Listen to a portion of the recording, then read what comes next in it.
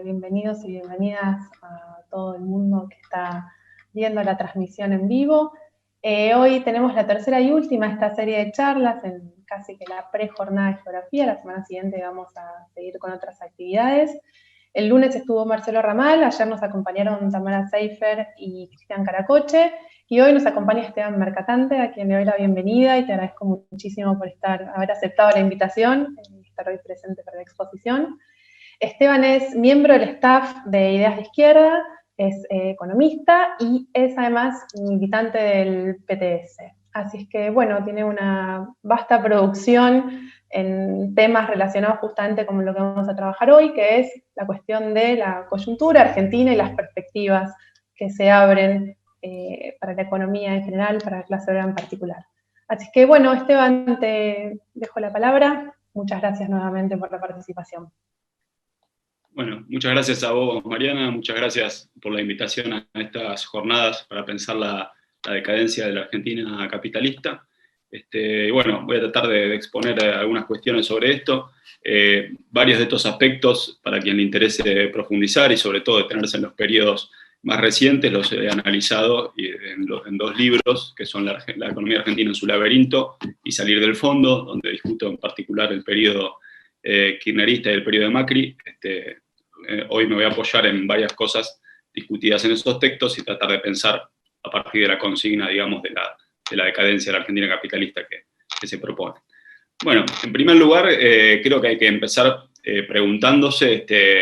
por qué hablar de la decadencia de la Argentina capitalista, si no hay que hablar más bien de una decadencia en general del capitalismo, un punto que, bueno, ya en esta jornada se estuvo planteado el día lunes y a mí me parece pertinente plantearlo, digamos. Si uno observa sobre todo cómo viene funcionando el capitalismo en las últimas décadas, hemos visto que uno de sus principales pulmones estuvo en una relocalización de la producción, que básicamente lo que hizo, para decirlo de manera sucinta, quizás un poco simplificadora, pero bastante elocuente, es desmontar, desmantelar buena parte de los entramados productivos de los países más desarrollados para erradicar numerosos eslabones de ellos en países en desarrollo, en países pobres, según las categorías que se utilizan habitualmente en la jerga de los organismos internacionales. Bueno, eso se hizo con un criterio de rentabilidad capitalista, pero con ningún criterio de eficiencia económica, y si uno mira, es difícil homologar eso a una idea de desarrollo fuerte en las últimas décadas. Fue una vía de aumentar la rentabilidad de las empresas, bajando costos, pero aprovechando, no tanto como en otros momentos de la propia historia del capitalismo, mediante una inversión de la técnica que desarrolla las fuerzas productivas, sino aprovechando, sí, los desarrollos en algunas áreas, como la informática o el transporte, para hacer una red de producción local, que en muchos casos es cuestionable desde el punto de vista de la eficiencia económica y ciertamente desde el punto de vista de la eficiencia ambiental, digamos. Pensar una cadena de producción que se extiende en 20.000 kilómetros o más, en la cual algunas piezas tienen que viajar todo eso, solo porque a la empresa le resulta más barato producir determinados componentes en países de fuerza de trabajo que puede pagar con salarios muy bajos, no tiene ninguna fundamentación y significa gastos de combustible, significa logística completamente sin fundamento y todo eso multiplica los daños ambientales. Bueno, ese es uno de los ejemplos. El otro gran motor, digamos, del capitalismo de los años 80 ha sido una creación en gran escala de capital ficticio con la continua producción de crisis que eso ha tenido, que si uno mira los últimos 40 años, hubo varias veces más crisis que en los anteriores 80, digamos, es decir, la recurrencia de las crisis, tanto de países como de regiones, varios países en simultáneo, como crisis efectivamente mundiales, coordinadas, como lo que fue el shock de 2008, tuvieron una recurrencia y un impacto sobre esos países mucho mayor que en la época previa, y tiene que ver con una de las condiciones centrales gracias a las cuales los grandes grupos capitalistas lograron viabilizar su rentabilidad y sostener un crecimiento bastante magro de la economía mundial, aunque sí un crecimiento muy importante de su riqueza, como se ve en los rankings de Forbes y demás. Pero bueno, todo eso habilitaría hacer una discusión, digamos, de la propia decadencia del sistema, digamos. Otra de las muestras de eso, para concluir y para ir Argentina la tenemos en el famoso discurso de la automatización, digamos. Uno lee las prensas económicas o distintos medios o libros que salen y parece que la automatización es una cosa inminente que viene marchando, pero si uno mira los ritmos de inversión de capital o el crecimiento de la productividad que están en los niveles más bajos de los últimos 100 años, es difícil sostener, digamos, esa perspectiva, digamos. Bueno, son todas muestras, digamos, que harían si esta cuestión de la decadencia capitalista no es más de conjunto una cuestión del mundo capitalista y no solo de Argentina, digamos. Yendo al problema de Argentina, digamos, yo creo que me parece a mí importante partir de una definición que es el hecho de que la noción de decadencia, digamos, es recurrente o tiene presencia en el debate nacional, digamos, y tiene dos miradas, digamos, por decirlo de alguna forma, que son las más tradicionales desde las cuales esto se plantea, digamos. Una de ellas es la que encuentra la decadencia o la sitúa a partir del periodo en el que entra en crisis o se clausura el llamado modelo agroexportador, digamos, es decir, a partir del final de la Primera Guerra Mundial o en los años 20, con el eclipse de eso, y sobre todo a partir de los años 40, cuando se empieza a modificar fuertemente la política económica y consecuentemente la estructura económica, vendría una decadencia que sería la pérdida de esa Argentina que supo modernizar el Estado, que con la famosa generación del 80 crear una economía cosmopolita, integrada al mundo, y que supo, según esta lectura, digamos, concentrarse en aquellas áreas en las que la economía argentina puede ser más eficiente, digo. Ese es el discurso, la lectura liberal, que podríamos encontrar una lectura algo así como radicalizada de esto, rabiosa, que es la de los libertarios, que no miran solamente o no miran tanto al pasado, sino que miran hacia distintos países que serían el ejemplo de lo que hay que hacer para hacer un capitalismo en serio. Lo curioso, digamos, es que la mayoría de los países que ponen de ejemplo llegaron a desarrollarse haciendo lo contrario de lo que ellos dicen que hay que hacer, que no es obviamente algo que podría hacer Argentina ni ningún otro país atrasado hoy, porque estamos hablando de otro periodo histórico y estamos hablando de todos los ejemplos que dan de determinadas condiciones geopolíticas y históricas que no tienen nada que ver con las actuales para un país dependiente como Argentina. Pero bueno, ahí tenemos una primera lectura, que es la liberal, y su derivado, la de los libertarios, etcétera, que es una primera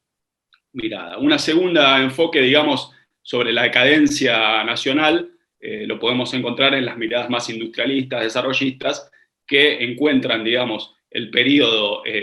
glorioso, por llamarlo de alguna forma, en aquel momento donde la Argentina se industrializó, entre los años 30 y los años 70. El énfasis suele estar puesto, digamos, en las políticas a partir de Perón, aunque hay que decirlo, la industrialización se produjo anteriormente y se produjo en gran medida como respuesta, contragolpe a la desarticulación que vino de los años 20 y sobre todo de la crisis del 30, y encarada en muchos casos por la propia sectores de la burguesía agraria y demás que se radicaron en proyectos manufactureros. Bueno, para esta segunda lectura, el momento de gloria lo encontramos muchas veces reconociendo las contradicciones, reconociendo que, bueno, obviamente es evidente que estaban los ciclos stop and go, los ciclos desarticulados, etcétera, así que no se puede decir que eso no tuviera tensiones o contradicciones, aunque uno quisiera defenderlo, digamos, como hacen los industrialistas o los desarrollistas, pero señalando muchas veces o planteando el hecho de que todas estas tensiones tendían a superarse, los ciclos stop and go tendían a atenuarse, etcétera, como hace, por ejemplo, Eduardo Basualdo, que dice que estos iban en vía de superación. Y entonces, digamos, el quiebre se produce a mediados de los 70, en particular desde el golpe, con el desmantelamiento de eso y la reprimarización y desarticulación del aparato productivo. Bueno, estas son dos visiones que, digamos, son las dos tesis de la decadencia, tomadas desde distintos sectores que defienden o que reivindican algún proyecto burgués de desarrollo, en un caso desarrollo apoyado en la industria, en otro caso desarrollo apoyado en las ventajas comparativas en el agro, etcétera, digamos, para decirlo muy simplificadamente. En los dos casos tenemos unas miradas que dan una realidad, una visión deformada, digamos, obviamente, de la historia nacional y de las condiciones de cada caso, digamos, que se apoya en algunos elementos de verdad y presenta una especie de caricatura, digamos. En el de lo que es los defensores del modelo agroexportador, es cierto, digamos, que el Estado Nacional había entrado en un periodo de modernización, era un Estado moderno, y el propio capitalismo agrario de ese momento era un capitalismo que introdujo las mejores técnicas de la época, pero era básicamente un apéndice agrario de las metrópolis, un apéndice agrario de Inglaterra, digamos, y en ese sentido los altos niveles de riqueza per cápita que mostraba la Argentina, por ejemplo, en el primer centenario, que es uno de los datos que se rescata mucho, era un castillo de naipe, digamos, un castillo de naipe que se sostenía sobre la base de precios internacionales y volúmenes comerciados altísimos, y que apenas se modificaban esas condiciones, se desmoronó rápidamente. Bueno, de manera similar, como decía respecto de los defensores de la industrialización, defienden un modelo, digamos, o una visión del proceso de industrialización sustitutiva, en el cual todas las fuertes contradicciones, incluso el hecho de que este propio ciclo fue un derivado de la propia política imperialista, un proceso de visión internacional del trabajo que le asignó a algunos países de América Latina y de otras regiones el ser receptores de ya no materias primas industriales para el consumo, sino receptores de medios de producción, en muchos casos obsoletos, digamos, desde el punto de vista de lo que era la técnica de los países desarrollados, pero que podían tener una nueva vida útil exportándolos a países que estaban industrializándose. Bueno, todo eso en general es pasado por alto para plantear una visión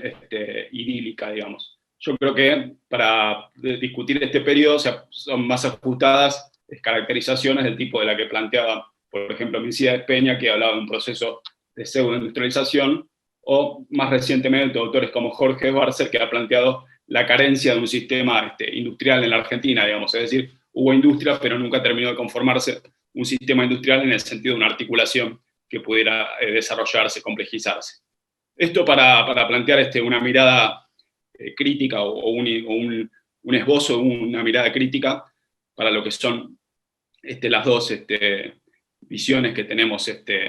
más actuales sobre la decadencia, que lo hacen desde miradas de la burguesía. Dicho esto, digamos, ¿en qué sentido o de qué forma, o en qué sentido podría tener para nosotros desde el marxismo hablar de una decadencia de la Argentina capitalista? Bueno, yo creo que esta definición tendría sentido o es habilitada desde el punto de vista de que podemos constatar una clara tendencia regresiva en la formación económico-social argentina, que la podemos datar aproximadamente en la misma fecha que la sitúan los industrialistas, que es en los últimos 45 años, a partir digamos, de lo que es mediados de los años 70, y que se puede observar en varios gráficos, en varios indicadores. Voy a compartir algunos gráficos que dan cuenta de cómo evolucionó la posición de Argentina. Son sumamente parciales, un recorte de algunos elementos, pero bueno, ya puede ser sugestivo, digamos, de lo que pasó en las últimas décadas.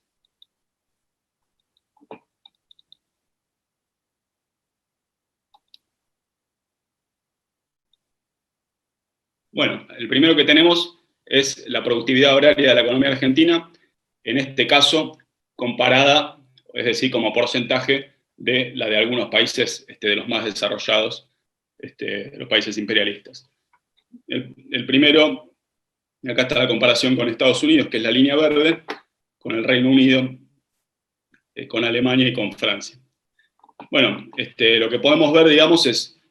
obviamente acá en el inicio del periodo tenemos un evento extraordinario, que es la Guerra Mundial, la Segunda Guerra, que desarticuló completamente la producción en 3 de los 4 países que estamos viviendo, con lo cual en esos momentos no sorprende que la economía argentina mostrara que venía, digamos, que no estuvo perturbada por esa conflagración, mostrara niveles de rendimiento productivo muy superiores a los del Reino Unido, Alemania o Francia. En el caso de Estados Unidos era muy distinta la cuestión, y lo que podemos observar es que tenía un 60% de la productividad de Estados Unidos. Es decir, estamos comparando el indicador, digamos, de cuánto producía la Argentina como porcentaje de lo que producían estos países. Bueno, lo que podemos ver es una tendencia, en el caso de la comparación con Estados Unidos, que es la que está menos,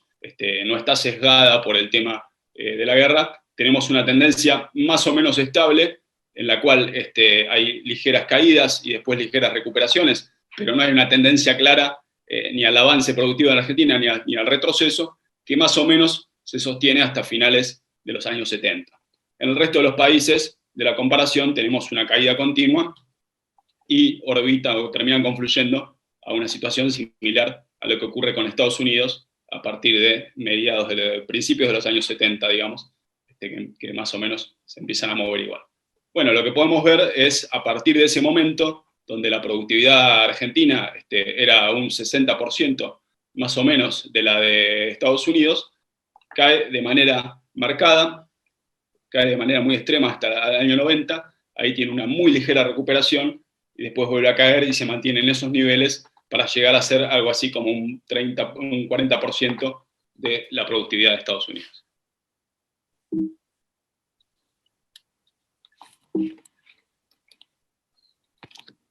Un segundo.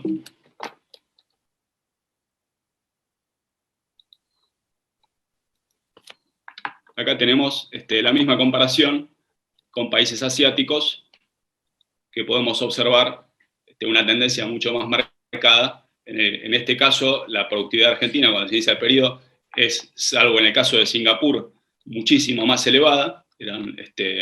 Japón, obviamente, lo mismo que Alemania o Francia, tenía la destrucción de la guerra, y Corea del Sur o Taiwán eran eminentemente agrarias en ese entonces. Bueno, y al día de hoy estamos hablando de una productividad muy superior en el caso de estas economías respecto de Argentina. Y acá tenemos la misma comparación, productividad agraria en Argentina como porcentaje de otros países. En este caso, seleccionamos de América Latina. Lo que podemos observar es, de vuelta, excepto en el caso de México, la misma tendencia, digamos, una tendencia regresiva, que en este caso es más atenuada, pero que efectivamente Argentina va quedando, y también en el caso de América Latina es más oscilante, en todos los casos, varía, pero de conjunto se puede comprobar que tanto en la comparación con Brasil, como en la comparación con Colombia y en la comparación con Chile,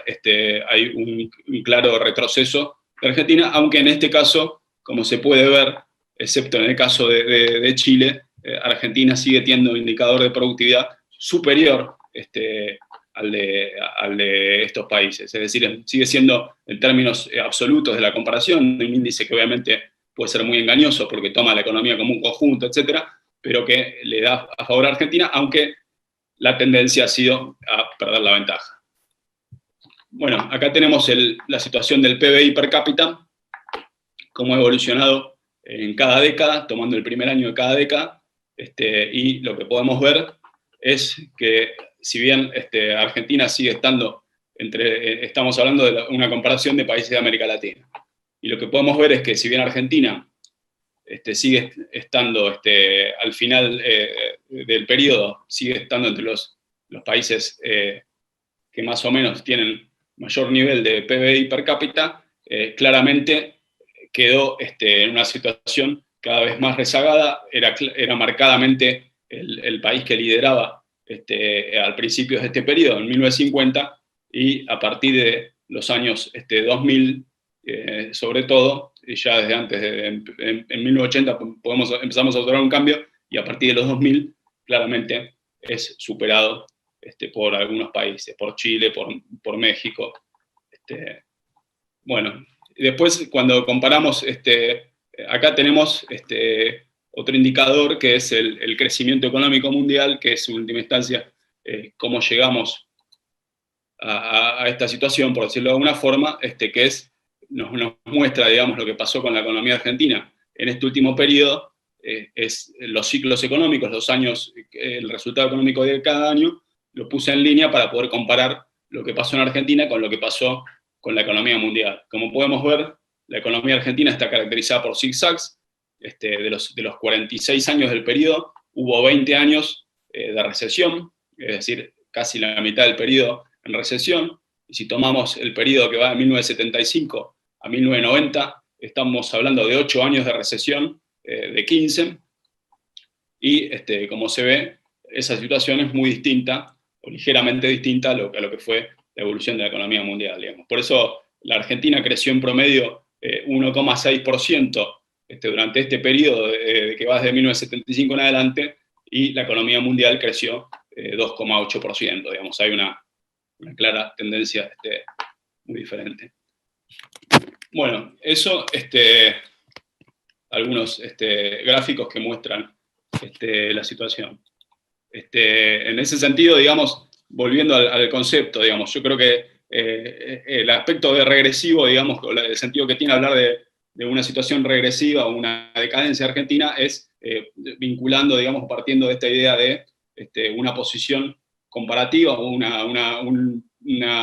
ubicación internacional que retrocede y que es el resultado de las dificultades de la acumulación de capital que se producen en el país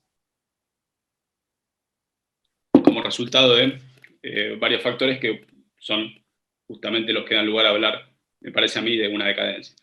Bueno, sucintamente, voy a tratar de, para no hacerla muy larga, puntear los aspectos que yo creo que son relevantes para abordar este problema. Voy a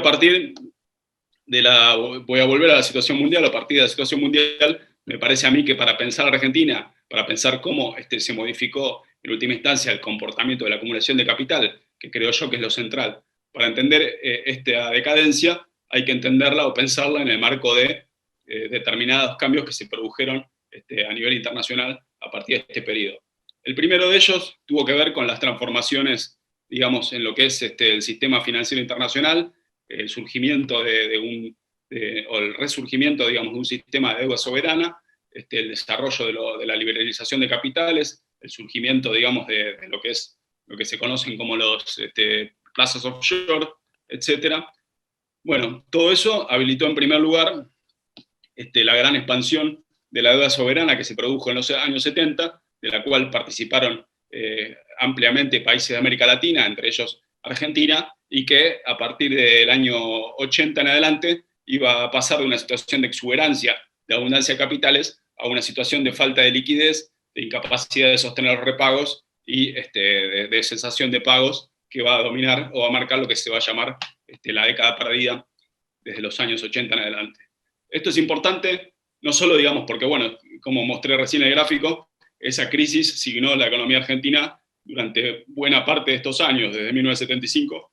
hasta el año 1990, y tuvo derivaciones después, digamos, toda la década del 90 también estuvo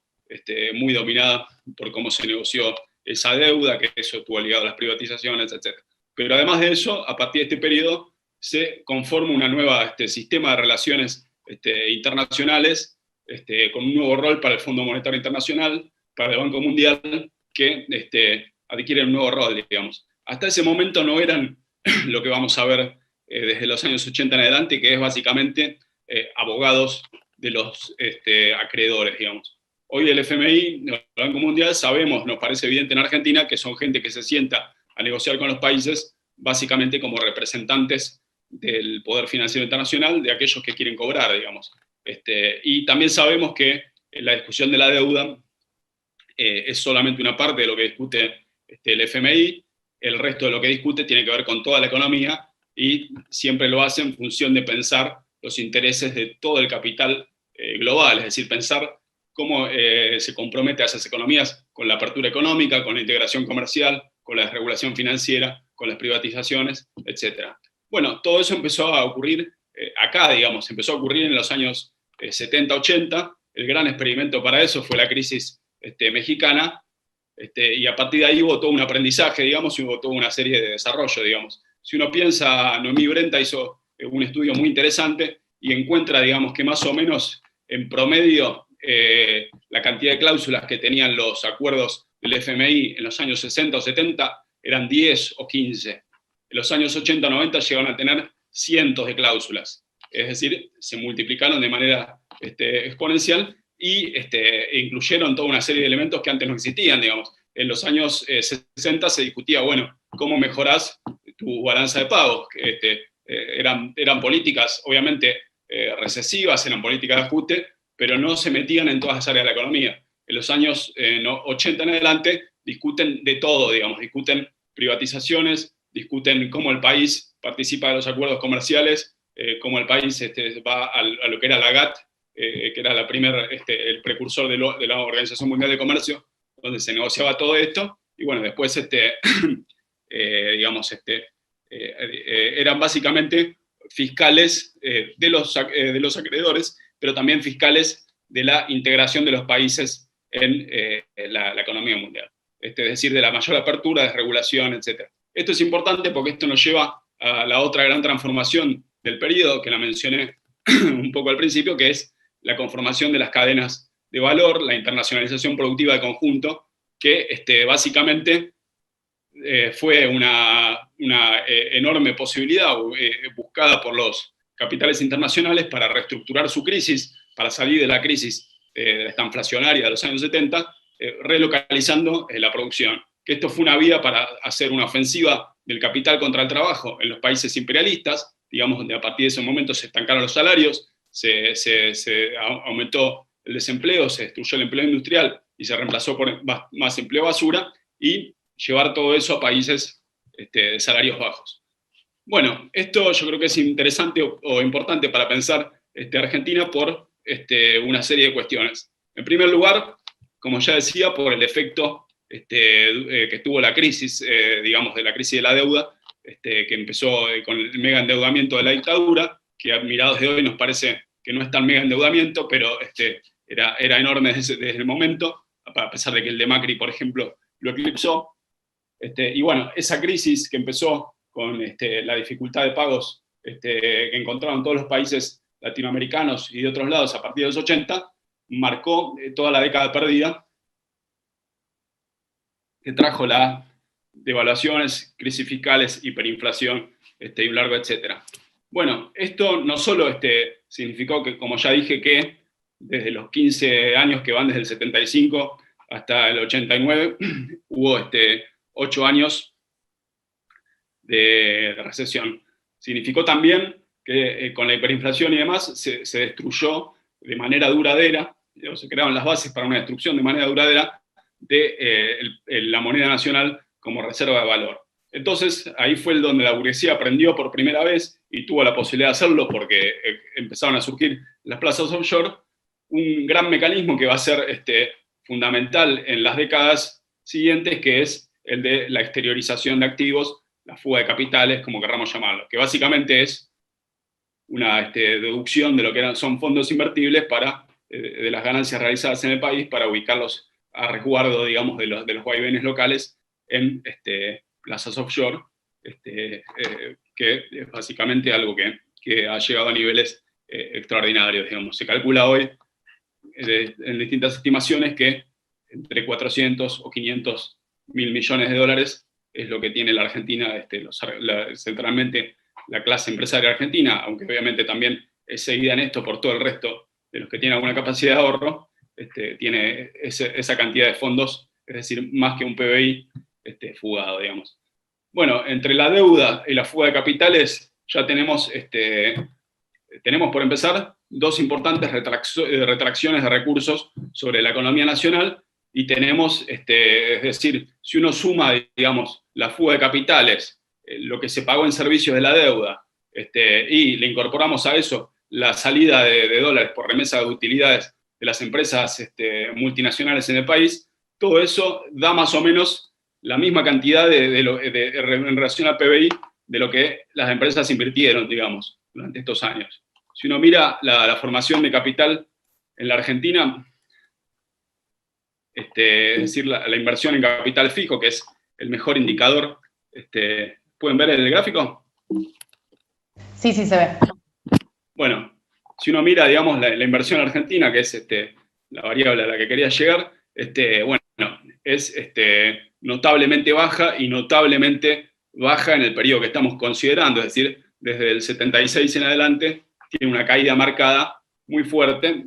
y se ubica en niveles muy oscilantes, muy inestables, pero en promedio va por debajo de 16%, es decir, niveles que no tienen nada que ver con la posibilidad de sostener un crecimiento económico ni del 2,5%, ni del 3%, ni nada que tenga que ver con eso, digamos. Es decir,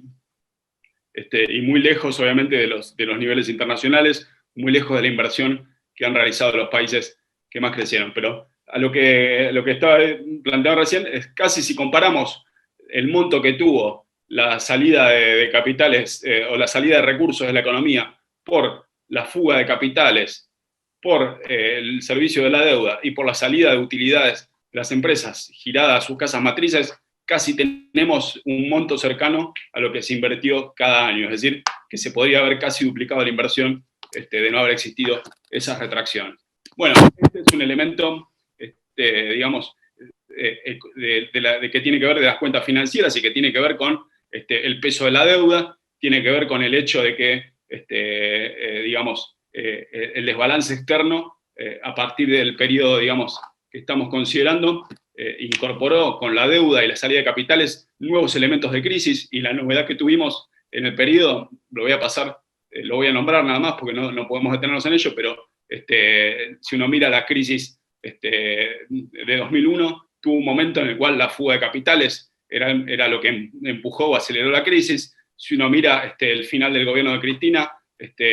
terminó en una situación de estancamiento económico vinculada a la fuga de capitales, a pesar de que había superávit comercial, la fuga de capitales llegó a una situación donde no había dólares y donde había un estrechamiento. Pero es decir que se transformó tanto con la deuda en un factor de crisis, pero además, obviamente, lo que está exponiendo o exhibiendo es un comportamiento de la burguesía argentina en el cual, en vez de hacer esto que muestra el gráfico, que es invertir en formación bruta de capital fijo, giran al exterior como fondos fugados. Eso por el lado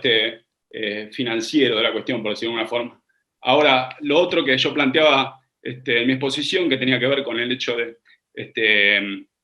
digamos, de la reestructuración mundial, las cadenas de valor, etc.,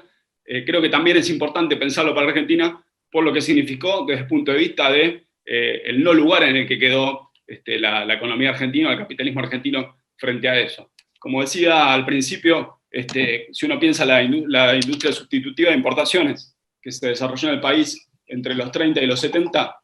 en gran medida eso tenía que ver con una parte de la división del trabajo internacional de la época, en la cual algunas empresas y países imperialistas les convenía exportar medios de producción, maquinarias, equipos a países como Argentina para que de alguna forma se industrializaran. Muchas veces eran las empresas imperialistas las que venían, se radicaban en el país, producían para el mercado interno.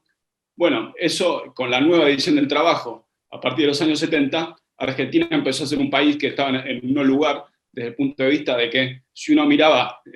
qué lugar tenía América del Sur, y en particular Argentina, Brasil, etcétera, en ese esquema, era como proveedores de commodities, digamos. Bueno, en ese sentido a la Argentina le sobraba un 15% de su PBI, un 20%, que era el PBI industrial, y bueno, eso entró sometido a una enorme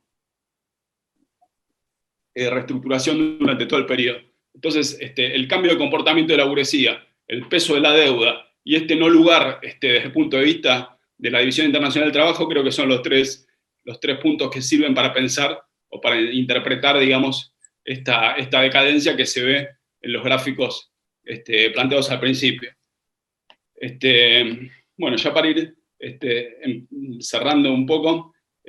digamos, quería, si se quieren, sintetizar esquemáticamente, historizar este periodo de la decadencia, digamos, en qué etapas o momentos atravesó. Bueno, uno es el que ya mencioné, digamos, hasta los años 90, que tuvo que ver estuvo determinado, signado por la crisis de la deuda. El momento siguiente, con Menem, a partir de la convertibilidad, es un momento donde la tendencia fue ligeramente distinta, y eso muestra que el periodo no es unívoco, no es siempre una tendencia secular decadente o regresiva, sino que tenemos ahí un momento donde la regresividad ocurrió a través de las privatizaciones, a través de la desarticulación del aparato productivo, pero al mismo tiempo aprovechando las condiciones favorables de la convertibilidad y la afluencia de capitales mundiales, muchas empresas multinacionales se radicaron en el país, muchas empresas compraron empresas nacionales, invirtieron, y lo que podemos ver es que en esos años, como decía al principio, la productividad de la economía argentina, comparada con la internacional, tuvo avances. Esto ocurrió al mismo tiempo que el aparato productivo se desarticulaba, al mismo tiempo que dejaba de haber trenes que llegan a todo el país, al mismo tiempo que las empresas de servicios públicos pasaban a manos privadas y se desguazaban, pero expresó o mostró un momento más contradictorio, digamos. Y al mismo tiempo, bueno, un momento donde la burguesía aprovechó lo que había sido un factor disciplinador muy fuerte, que es la crisis hiperinflacionaria, que permitió, digamos, creó las bases para legitimar toda una serie de ataques a la clase obrera, que empezaron con los cientos de miles de despidos de las privatizadas y siguieron con la flexibilización laboral, etc. Todo ese consenso que se creó para eso empezó a erosionarse a final de la década. Bueno, tenemos el 2001, etc. Voy a pasar muy rápido por esto. Ahí tenemos a partir de 2003 un periodo de signo que se presentó como de signo contrario, digamos, que se presentó como un periodo de reindustrialización, un periodo, a diferencia del anterior, ya no de ajuste, sino de conciliación de clases, de reformas, etc. Ahora, todo eso soslayaba el hecho de que se apoyó para toda esa política y para todo ese planteo en el mayor ajuste que tuvo la economía argentina en poco tiempo, como fue el de la convertibilidad, digamos, que fue la crisis de la convertibilidad entre el año 98 y el 2001, y en particularmente entre 2001 y los primeros meses de 2002, trajo un ajuste sobre las condiciones de vida de la clase trabajadora que fue formidable. Obviamente estamos hablando de un desempleo que llegó al 21%, y estamos hablando de un salario que entre los años de la crisis y el año 2002 perdió un 35% de su poder adquisitivo, que fue, digamos, que fue un golpazo y que pudo pasar, así como en el año 2001, así como en el año 91 y los años siguientes tuvimos el factor disciplinador de la hiperinflación. En el año 2001-2002 el factor que se presentó como disciplinador fue el hiperdesempleo. Bueno, sobre esa base, porque también ese periodo obviamente pudo haber ataques, pudo pasar el ataque por el desempleo, pero la crisis social, política, etcétera, el que se vayan todos, obligó, digamos, a tener en los años siguientes un cambio de discurso, esta política, como decía, que se presentó como redistribucionista, etcétera, ahora que encontró, digamos, toda esa discusión o esa política de redistribución un techo también muy estrecho, digamos. Si uno mira lo que era el salario y el poder adquisitivo al final del periodo kirchnerista, encontramos que el salario real apenas recién en el año 2010, 2011, empezó a acercarse, a superar los niveles de lo que era, lo que había sido el 2001, digamos. Es decir, bueno, lo superó un poco antes, pero por poco, digamos. Y lo que estamos viendo es que estamos comparando, cuando comparamos con diciembre de 2001, con un año donde ya venía un ajuste que empezó en el año 98, que había robado una parte importante del salario. Esto para mostrar los límites bastante estrechos, bastante bajos, que encontró la discusión o la política redistributiva. Esto centralmente para plantear, digamos, podríamos decir que los dos visiones o discursos de la decadencia que presenté al principio se encuentran o se despejan, digamos, por un lado en Cambiemos, que varios intelectuales o pensadores afines podrían identificarse con esta idea planteada por, digamos, de la decadencia a partir de la crisis del modelo agroexportador, y podríamos decir que varios ponentes del kirchnerismo discuten la decadencia a partir de la pérdida o la crisis industrial. Bueno, en ambos casos lo que tenemos es una propuesta de reedición de ese periodo glorioso, por decirlo de alguna forma, de la economía capitalista argentina, que en los dos casos expresa una versión farsesca o decadente de eso mismo, digamos. Y en los dos casos tiene una serie de coincidencias muy fuertes. En primer lugar, no cuestionar el hecho, más allá de cuán industrialista es el discurso, cuán desarrollista, no se cuestione ni el consenso extractivista, no se cuestiona los condicionantes, digamos, de la dependencia argentina, que tienen que ver con todo ese entramado institucional que mencionaba, de la Organización Mundial de Comercio, obviamente el FMI, el Banco Mundial, etc. Se cuestiona cómo se posiciona el país frente a ellos, quizás de alguna forma se discute los gestos, pero la sustancia, digamos, de toda esa dependencia no se pone en discusión, no se pone en discusión el peso de todo el resto de los entramados, digamos, que son favorables al capital extranjero en el país y que restringen cualquier posibilidad de hacer una política distinta, digamos, a la que necesita el gran capital nacional extranjero, es decir, los tratados bilaterales de inversión, el CIADI, obviamente el problema de las deudas, etc.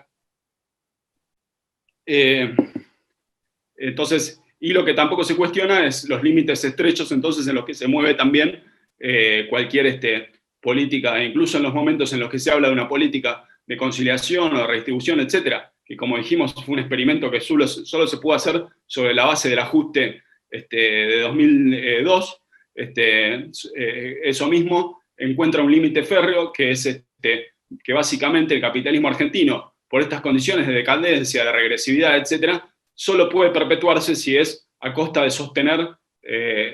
una situación de la clase trabajadora cada vez más degradada. Degradación que se expresa en el hecho de que el poder adquisitivo hoy es algo así como un 60% del que era en el año 74, degradación que se expresa en la tendencia al aumento, digamos, de la porción de la clase trabajadora que se mantiene en condiciones precarias y se reducen aquellos que acceden a un empleo formal, degradación que se expresa en que incluso ese empleo formal tiene cada vez más condiciones ultra flexibles y en un largo etcétera, digamos. Entonces, en ese marco, los dos discursos o las dos planteos o perspectivas de desarrollo se transforman en una especie de zanahoria para mantener, digamos, la ilusión de que Argentina puede salir de lo que viene siendo un círculo vicioso en el cual solamente cuando los commodities logran algún pico, la Argentina conoce ciclos de mayor expansión, de mayor holgura, donde sobre esa base se alimentan determinadas ilusiones, y cuando ese ciclo se agota, la Argentina vuelve de vuelta a estrecharse, digamos, con las dificultades que estamos encontrando en el último ciclo y que, bueno, habían preparado el ajuste, digamos, con el cual este gobierno llegó para aplicar en 2019, hasta que la pandemia planteó una situación nueva en la cual ese mismo ajuste se discute o se está procesando sobre otros términos, donde ahora todo aparece determinado por el COVID, pero que en el trasfondo donde se mueve eso es el mismo círculo vicioso de la economía argentina, solo que agravado por las secuelas que deja esta crisis. Entonces, esos dos proyectos burgueses que se debaten y esas dos discusiones de la decadencia son dos zanahorias para ilusionar o para intentar ilusionar a alguien de que la burguesía argentina puede hacer algo distinto a lo que viene siendo esta regresión continua, y es una idea de la cual tenemos que desengañarnos. Nosotros, digamos, desde el punto de vista de la clase trabajadora, claramente no hay nada ahí para encontrar, y la pelea o la discusión es para romper esas ilusiones, para quien pueda tenerlas, y para pelear o plantear una alternativa independiente de la clase trabajadora, que es nuestro desafío, superar políticamente esos proyectos de la burguesía y construir una alternativa de otra clase. Bueno, Esteban, muchas gracias. Te dejamos un minuto además para que tomes agua, porque fue súper largo e intenso, pero muy claro. Bueno, ahora nos van a acercar las preguntas. Yo te quería hacer una consulta antes de hacer una pregunta, una consulta casi que técnica respecto cuando medís la productividad, digamos, por hora, que tomás el capital industrial comparado, ¿no? Argentina al resto de los países, el capital, no, digamos, si entra o no el capital agrario o agroindustrial en esa medición, como duda nomás. Es la medición del total de la economía, digamos. Yo tomo la de Conference Board, que lo que toma es el conjunto toma el conjunto de los sectores, incluso es sesgada porque no distingue mucho sectores productivos de no productivos, etcétera. Pero bueno, es un indicador aproximado. Sí, claro. Perfecto, no, porque me imagino que, digamos, sacando eso, a la Argentina le debe dar como obscenamente peor, ¿no? Digamos, la productividad del trabajo. Sí. Es cierto, digamos, que el sector agrario lo que tiene es un impacto limitado por el peso que tiene el sector en la economía, digamos que no es lo mismo que el peso que tiene la exportación, etcétera. Al ser un 4 o 5% del PBI, tomando toda la actividad primaria, no necesariamente te afecta todo el indicador, pero obviamente si lo sacaste igual te da peor, digamos, porque claramente parte de la desigualdad, digamos, que tuvo la Argentina en estas últimas 4 décadas fue que el sector agrario volvió a recuperarse, digamos, lo que fueron varias décadas de bastante retracción entre los años 20, 30 y los años 70, y sobre todo desde los años, empezó en los años 70 y se consolidó en los años 90 un salto productivo enorme que ubica al sector en la Argentina de vuelta en los niveles no de tecnificación, porque bueno, ahí obviamente cuando uno compara los niveles de capital por hectárea, da distinto en Argentina que en otros lados, pero en niveles de incorporación, digamos, de tecnología, de todos modos,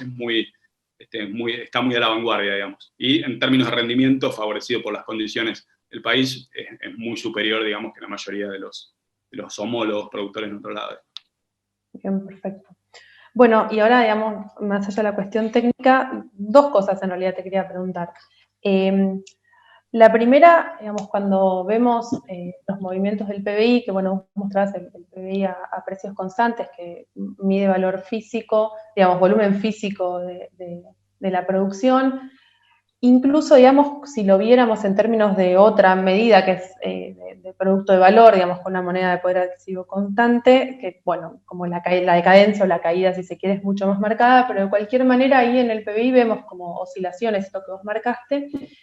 y cuando lo comparás a nivel mundial está claro que, bueno, Argentina está muy lejos, pero que ambas, digamos, ahora, y entiendo, crisis, pandemia mediante, bueno, las dos caen, ¿no? Y entonces, digamos, por un lado, la pregunta es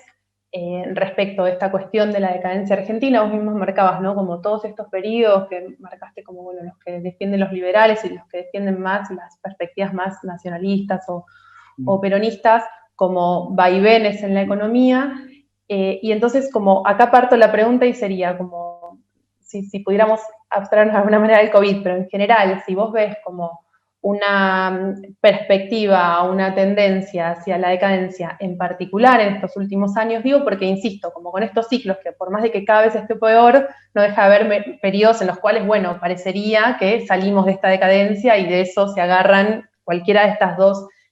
corrientes que veamos, ¿no? Y luego, con pandemia mediante y esa caída del Producto Internacional obscena, bueno, ¿qué potencialidades, digo, negativas, positivas, pero le ves vos a la economía local en este nuevo contexto que se abrió con esta crisis que en principio desataría o potenciaría en realidad, me parece, bueno, ya esto es una opinión personal, digamos, potenció la pandemia. Y en esta misma línea, entonces ya pregunto todo junto y arrancás por donde quieras, bueno, ¿qué perspectivas para la acción política de la clase obrera? Si querés a nivel internacional, pero a lo que nos toca hoy en la charla a nivel nacional en este contexto. Todo eso. Y gracias desde ahora y toma todo el agua que quieras porque es un montón. Bueno, espero poder responder en orden o poder abarcar todos los aspectos. En primer lugar, digo, yo creo que con y sin pandemia, la perspectiva, digamos, es continuar en eso que yo mencionaba como un círculo vicioso, digamos. Me parece a mí que, en cierta forma, la Argentina estaba peor antes de la pandemia, no porque, digamos, ya había un ciclo económico mundial que estaba encontrando límites, ya había toda una serie de perspectivas en las cuales varios países dependientes, digamos, en situaciones, en distintas situaciones, estaban atravesando dificultades previas, y eso tiene que ver con lo que voy a mencionar un poco después, que es el aspecto de lo que venía ocurriendo con la lucha de clases a nivel internacional, digamos, pero bueno, recordemos que el mismo año que Argentina estaba desarrollando la crisis con Macri, tuvimos otros países que también tenían acuerdos con el FMI, como Ecuador, que hubo movilizaciones enormes contra ese acuerdo, gobiernos en Irak que cayeron, digamos, enfrentaron grandes huelgas y terminaron cayendo, digamos, también por la discusión del programa de ajuste con el FMI, es decir, ya hay una situación de deterioro compleja, pero pre-pandemia era bastante peor. ¿Por qué? Porque una de las cosas que empezamos a observar que cambió con la pandemia y que contrafácticamente podemos decir que no necesariamente habría sido así sin la pandemia, porque tuvo mucho que ver con las políticas monetarias, etcétera, es la soja a $500, digamos, que no existía previamente y que no cambia sustancialmente, me parece a mí, al día de hoy por lo menos. Puede cambiarla en el próximo año, en los próximos 2 años, depende de muchos factores, pero al día de hoy la economía argentina con la soja a $500 está más aliviada, no sigue teniendo el problema del déficit fiscal, sigue teniendo el problema del dólar oficial y paralelo, el riesgo de una corrida, sigue teniendo todas esas mismas cosas un poco más aliviadas, digamos, con esa holgura diferente que da la soja. Después el cambio, me parece a mí que hay otros cambios favorables para intentar políticas que dibujen un poco el ajuste o lo prorrateen en el tiempo, como las que intenta hacer el peronismo, digamos, o incluso medidas que son simbólicas, porque no cambian el ajuste, pero permiten hacer ideología, digamos, sobre quién lo paga, etcétera, como por ejemplo el impuesto extraordinario a las grandes fortunas, que una cosa es querer hacerlo en Argentina, cuando el FMI o Janet Yellen, la secretaria del Tesoro, no están diciendo que hay que hacer eso, otra cosa es querer aplicarlo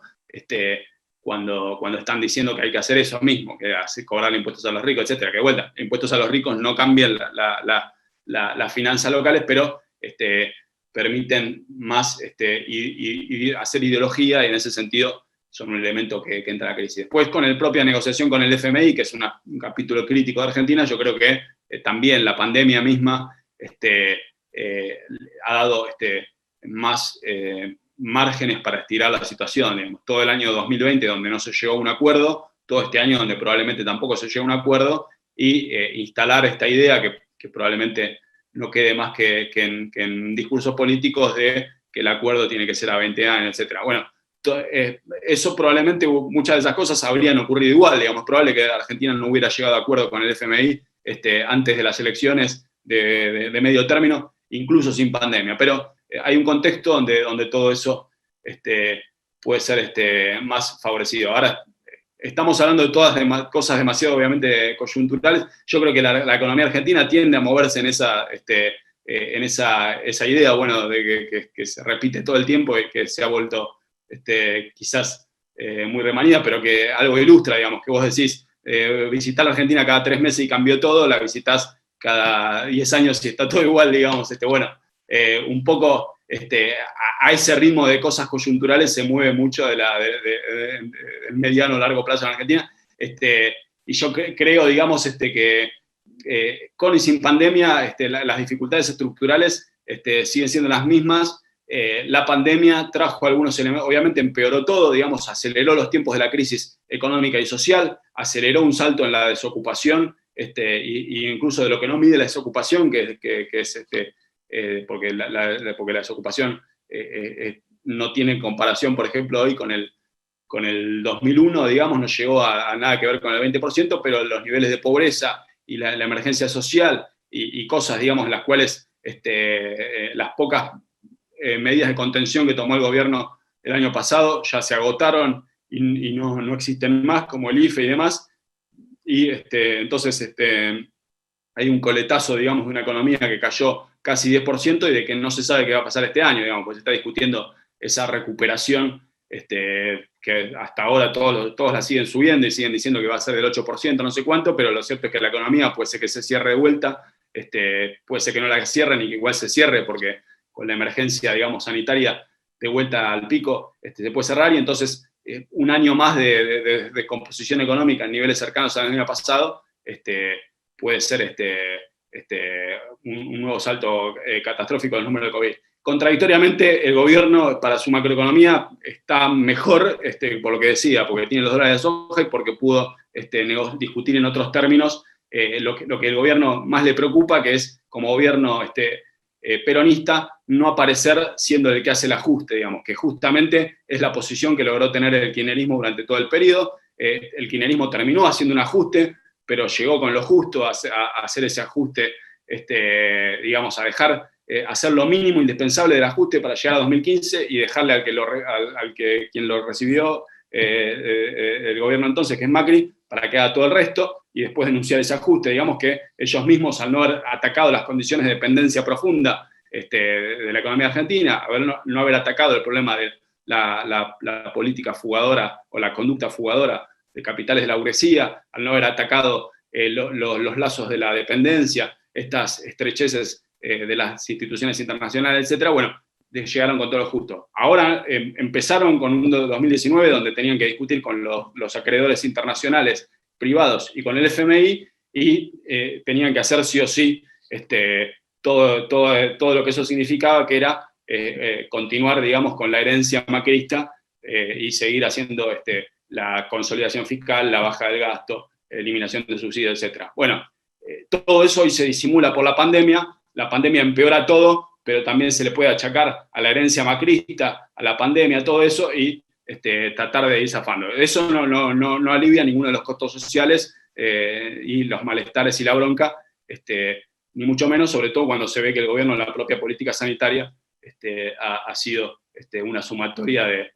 discursos demasiado optimistas, triunfalistas, fallidos, cosas que no se hicieron porque no se podían hacer o porque no se sabían hacer, como ni siquiera hacer un programa de testeo y rastreo de casos serio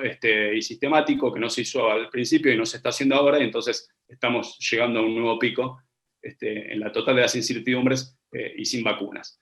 Desde el punto de vista de la clase obrera, voy a hablar sobre todo de Argentina, pero me parece a mí que es importante tomar nota, digamos, de que obviamente la pandemia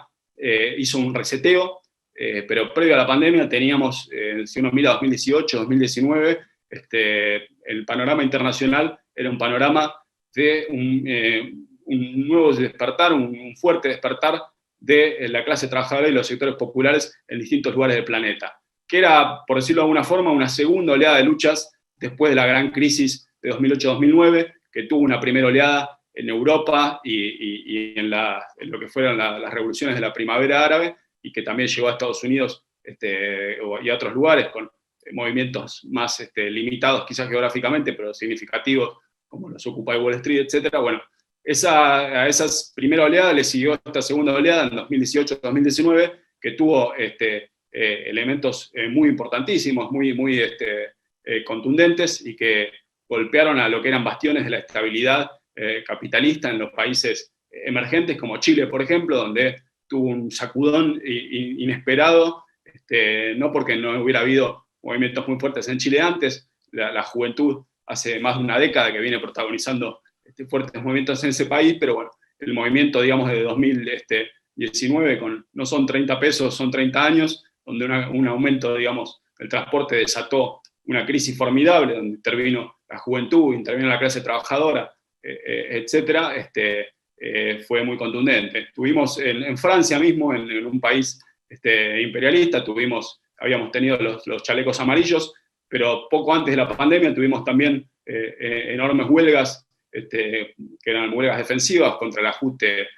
previsional que quería hacer el gobierno de Macron, que mostraron una dureza enorme, una disposición a luchar, duraron varios meses, incluso recién la pandemia empezó a frenar esa actividad. Y bueno, la pandemia fue un reseteo y fue un resurgir, digamos, o sea, a los pocos meses de discutir el virus y que no pasaba nada, tuvimos movilizaciones de millones en Estados Unidos contra el racismo, tuvimos rápidamente, ya desde el vamos, la discusión de quién paga la crisis y sobre quién se toman las medidas de emergencia, en favor de quién, y quién está obligado a ir a trabajar, y quién es esencial, y cómo se trata a los esenciales. Fue un gran punto de discusión. Y bueno, acá en Argentina también pasó algo parecido, y sobre todo me parece a mí que en estos últimos 2 meses estamos observando, si uno mira todo el mapa nacional, distintos movimientos que expresan el malestar, digamos, que viene de años, y el malestar con la pandemia, y el malestar también con este gobierno que vino a decir que terminaba con el ajuste y que lo está haciendo, y que lo expresa, digamos, en distintas medidas, digamos, que ya se ve, digamos, aunque el gobierno trata de esconderlo lo más posible, se ve claramente, se vio el año pasado en Guernica, digamos, se ve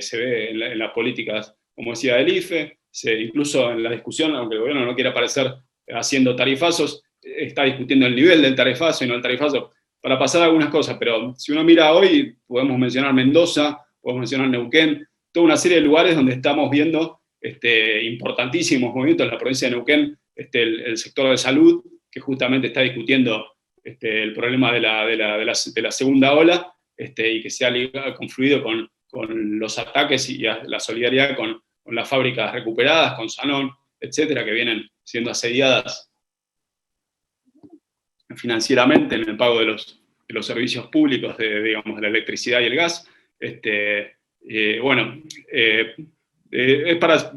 daría para largo, pero me parece a mí que hay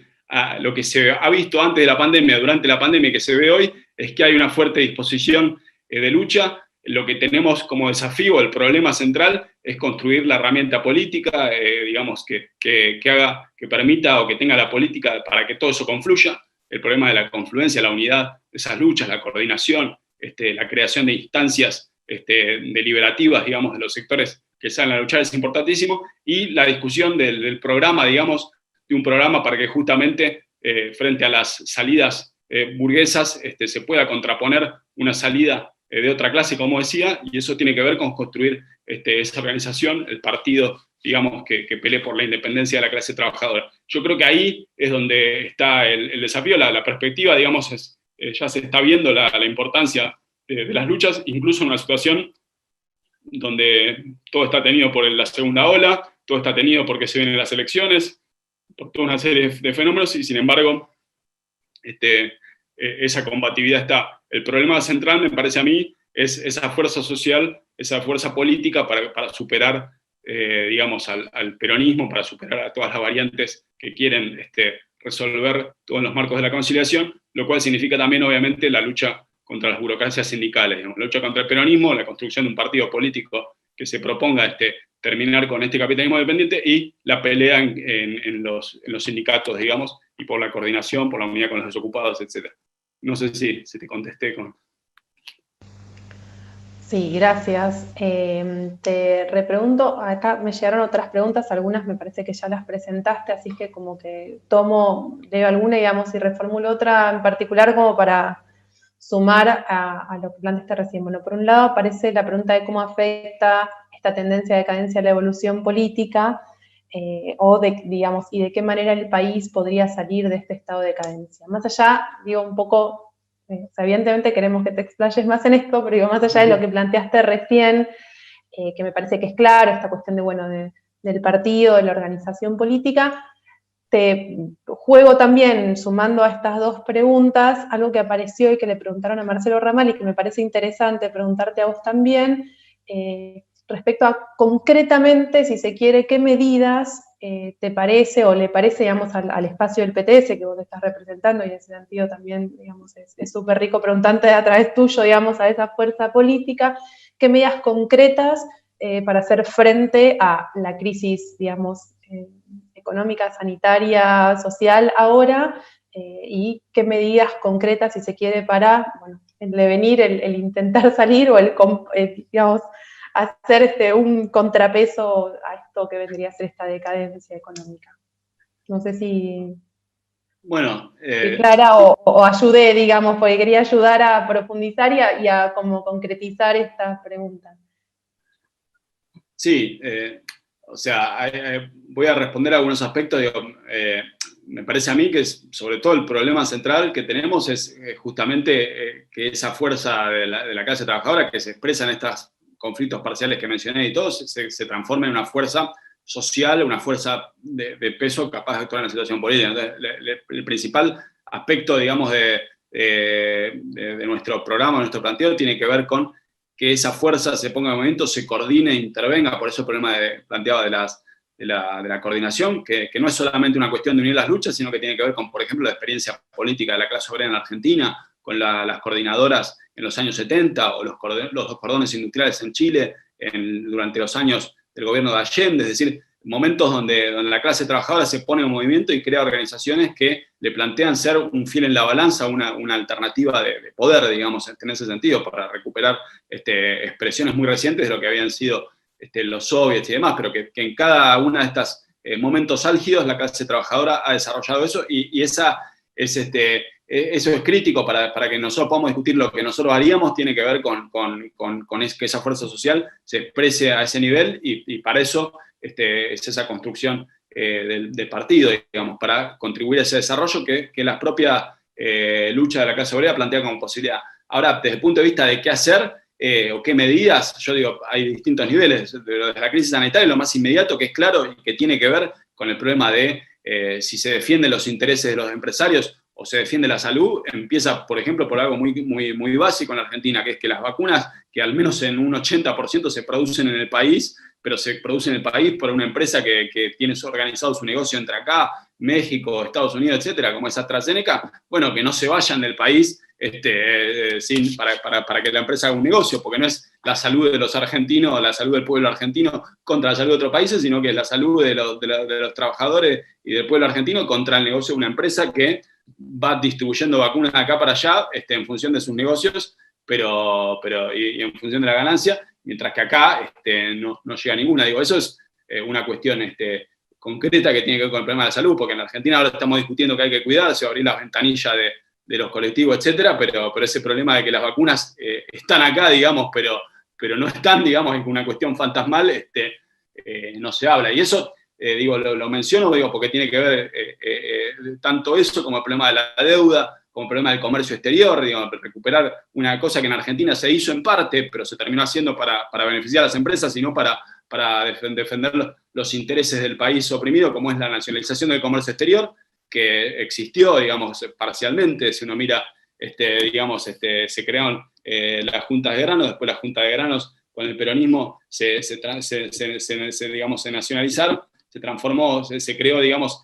una instancia de control del comercio que no es exactamente lo que planteamos desde la izquierda cuando decimos nacionalización del comercio exterior, pero se le parece mucho. Bueno, eso es algo que tranquilamente podría hacerse y que ahí podría discutirse los recursos para atacar necesidades esenciales. En Argentina estamos discutiendo pobreza extrema en un país donde por lo menos lo elemental, digamos, que es los niveles de pobreza extrema que llegan a 30, 40%, niveles, obviamente que hay que discutir cómo se miden, pero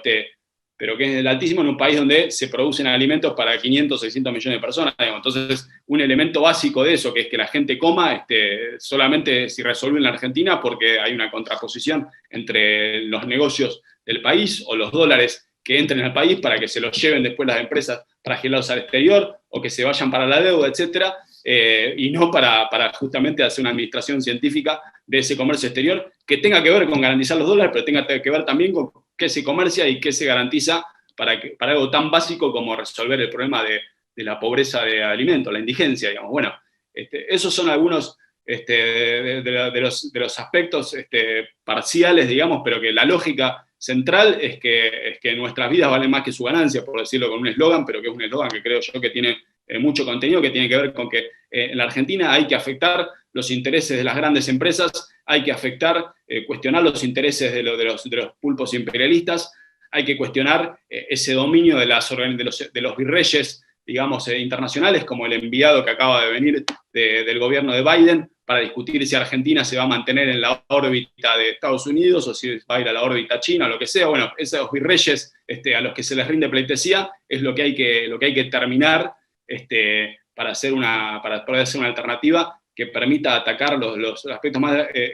urgentes, emergentes, y empezar a concentrar esos recursos que yo decía al principio, que lo que se va de pagos de deuda, lo que se va de fuga de capitales y lo que se va de remesa de utilidades es casi tanto como lo que se invierte en el país, es un indicador de lo que se podría invertir. Y lo que se podría invertir no para que una empresa como Techin gane más, sino para poder crear la infraestructura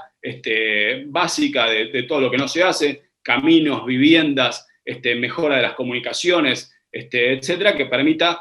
mejorar la calidad de vida de la gente junto con el problema de asegurar algo tan básico como decía, que es las necesidades básicas que hoy parece imposible que se puedan satisfacer, cuando en realidad se podrían satisfacer atacando una partecita de la ganancia de los grupos que más ganan en Argentina. Se podría atacar gran parte del problema de la pobreza. Eso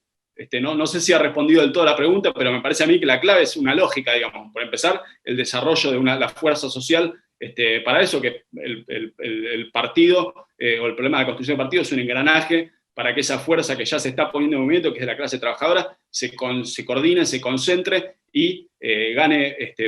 presencia política y para hacer un programa que es que es el de afectar los intereses de los ricos, de los poderosos, cuestionar los principales engranajes que atan a la economía nacional a los intereses de los capitalistas y del imperialismo, para desde ahí empezar a desarticular eso y empezar a volcar los recursos en aquello que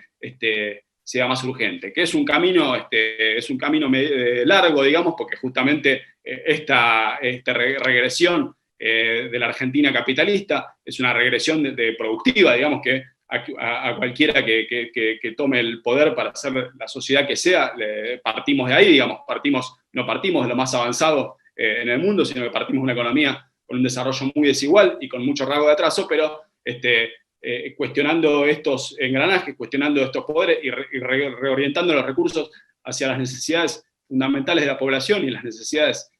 más estratégicas, se puede empezar a hacer algo que solamente a nivel internacional se resuelve, digamos, porque Argentina no está sola, como decíamos, no se puede pensar aisladamente, y tampoco su salida de todas las miserias de este sistema se puede pensar aisladamente, sino que tiene que ver también con la integración en un proceso de desarrollo, de transformación revolucionaria mundial, digamos. Es decir, la ruptura con el capitalismo empieza en el país, pero se tiene que articular con el mismo proceso en otros lados.